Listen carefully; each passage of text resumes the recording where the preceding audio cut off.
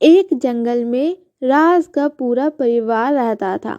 उस घर में राज सबसे बड़ा बेटा था, लेकिन राज में बहुत सारी शैतानियाँ कूट कूट कर भरी हुई थी, जिससे कि राज के डैड राज से बहुत ज़्यादा परेशान हो गए थे और वो किसी भी तरह राज को सुधारना चाहते थे। अरे कोई मुझे इस जेल से बाहर निकालो।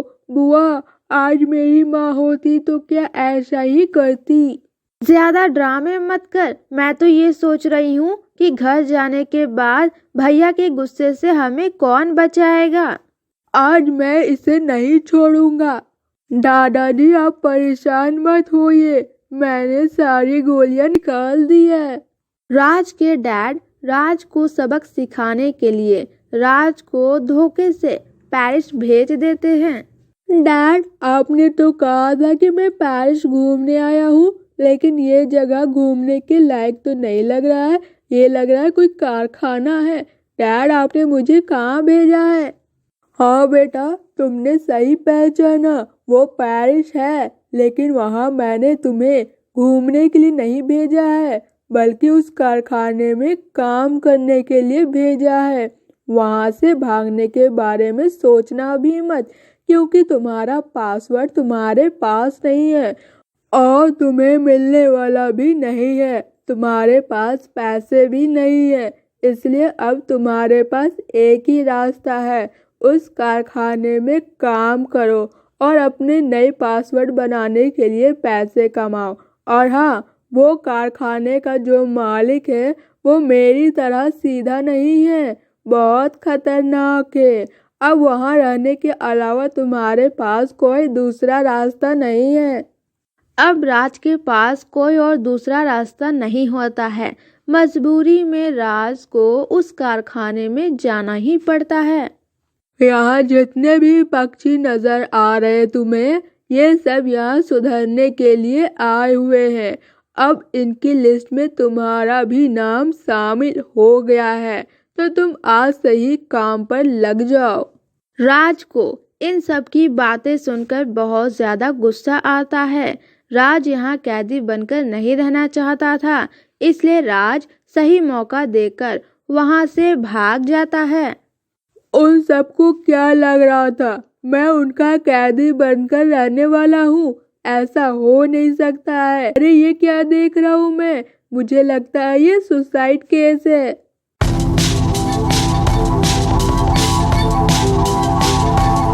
ओ सुनो, ये क्या कर रही हो तुम? तुम्हें मरने का शौक है क्या? ऐसा मत करो। तुम मुझसे बात कर रहे हो? मैं तुम्हें क्या पागल नजर आता हूँ? यहाँ कोई और तुम्हें नजर आ रहा है? तुम्ही से न बात कर रहा हूँ। पकड़ो इसे। तुम क्या सोच रहे थे कि हम तुम्हें पकड़ नहीं पाएंगे? अब तुम्हारी सजा और भी ज्यादा बढ़ा दी जाएगी।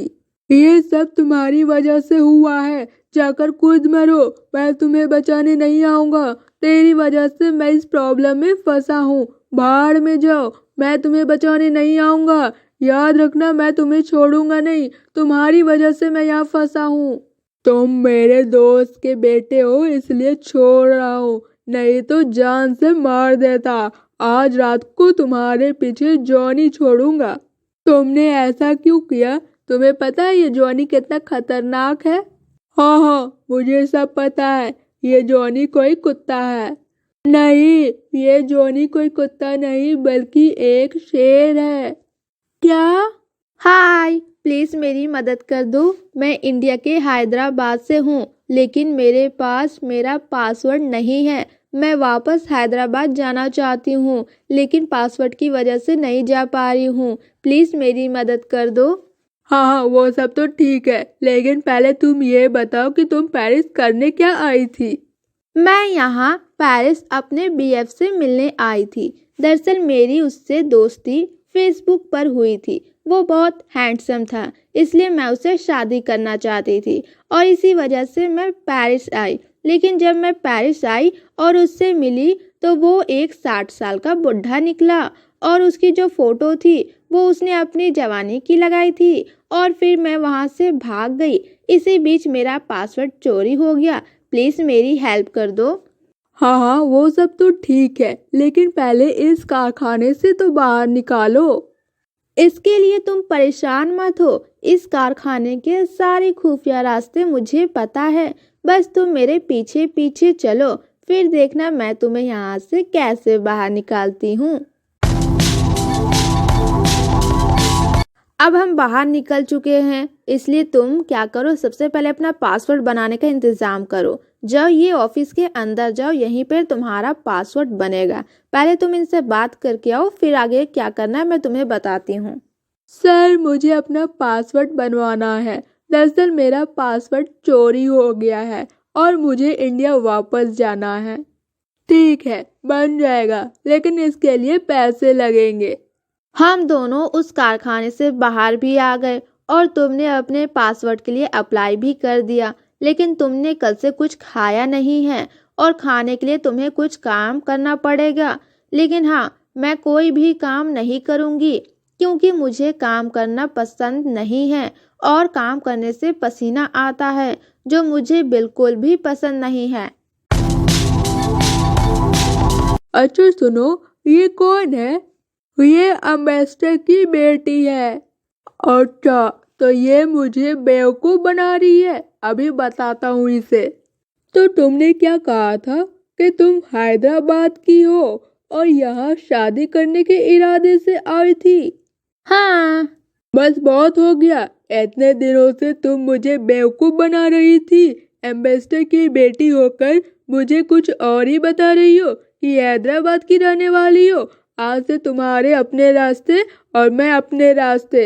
नहीं, मेरी बात तो सुनो। मेरा मतलब कुछ और था। मैं अपनी आज़ादी चाहती थी, इसलिए मैंने तुम्हें कुछ भी नहीं बताया। देखो, मैं तुम्हें पैसे दूंगी।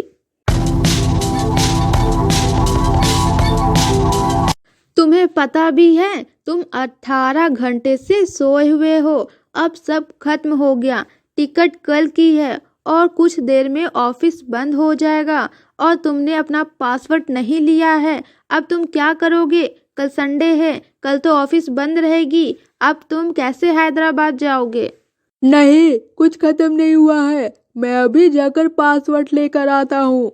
सुनो राज, तुम कल टाइम पर एयरपोर्ट पहुंच जाना और अगर मैं नहीं पहुंच पाई तो तुम समझना कि मैं पकड़ी गई। मेरा इंतजार मत करना, तुम चले जाना। नहीं, ऐसा नहीं होगा। हम दोनों साथ में इंडिया जाएंगे। पासवर्ड?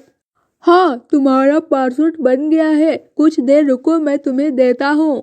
सर, टूनी के अकाउंट से पैसे कटे हैं। क्या? पता करो किसने निकाले हैं। सर, किसी पक्षी ने निकाले हैं। ये लो तुम्हारा पासवर्ड। राज पासवर्ड लेकर एयरपोर्ट पहुंच जाता है, लेकिन टूनी कहीं पर भी नजर नहीं आती है। राज इंडिया आ जाता है, उसे टूनी कहीं पर भी नहीं मिलती है। तभी अचानक से, राज मेरी बात ध्यान से सुनो, मेरे पास ज़्यादा समय नहीं है। हैदराबाद, वर्मा हॉस्पिटल, डॉक्टर सविता, याद रखना डॉक्टर सविता, मैं तुम्हें वहीं मिलूंगी। राज टूनी की कही हुई हॉस्पिटल आता है और डॉक्टर सविता से मिलता है। डॉक्टर सविता, मैं राज टूनी से मिलने आया हूँ, आपकी मेडिकल स्टूडेंट। क्या आप जानते हैं कि वो इस वक्त कहाँ है? उसने मुझे बुलाया है। ये आप क्या कह रहे हैं? कौन टूनी? यहाँ कोई टूनी नहीं है और ना ही मेरी कोई टूनी नाम की मेडिकल स्टूडेंट है। डॉक्टर सविता राज की बात सुनकर वहाँ से चली जाती है। तभी राज की नज़र टूनी पर पड़ती है और फिर बाहर से टूनी आती है।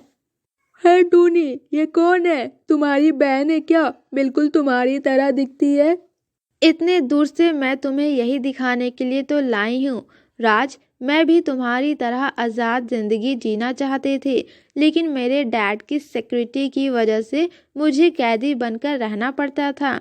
एक दिन मेरे डैड किसी काम से बाहर गए हुए थे। मैंने मौका का फ़ायदा उठाया और सिक्योरिटी को चकमा देकर वहाँ से भाग गई और अपने दोस्तों के साथ अपनी ज़िंदगी एंजॉय करने लगी।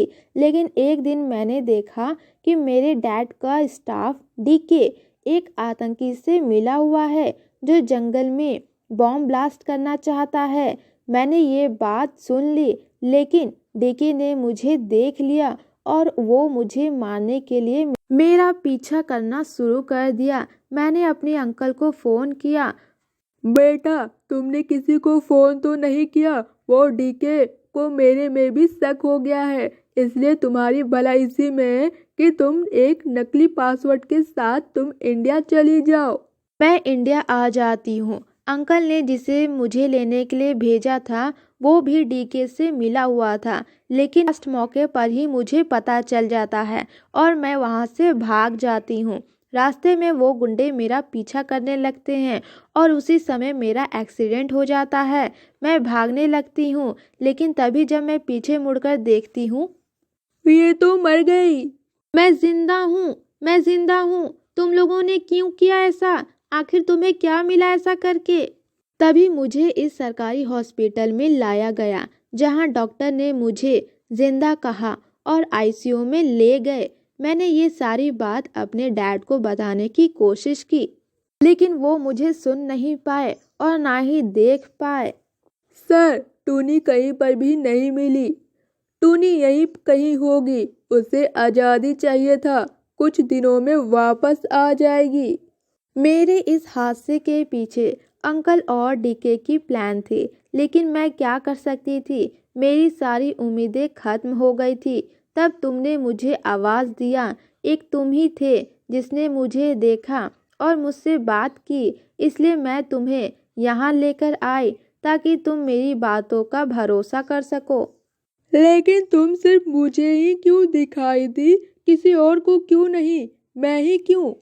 ये तो मुझे भी नहीं पता। मुझे लगता है हमारा पिछले जन्म का कोई रिश्ता रहा होगा। क्या हुआ सर? आप इतने टेंशन में क्यों लग रहे हैं? डीके, तुम्हें पता है टूनी हैदराबाद में है। सर, आपको कैसे पता चला? मुझे अभी अभी पता चला है। वो जो पक्षी पासवर्ड बनाने के लिए आया था उसे टूनी ने ही भेजा था और वो टूनी के अकाउंट से ही पैसा निकाल कर गया था। इससे पहले ये बात किसी और को पता चले, मुझे टूनी को ढूंढना होगा।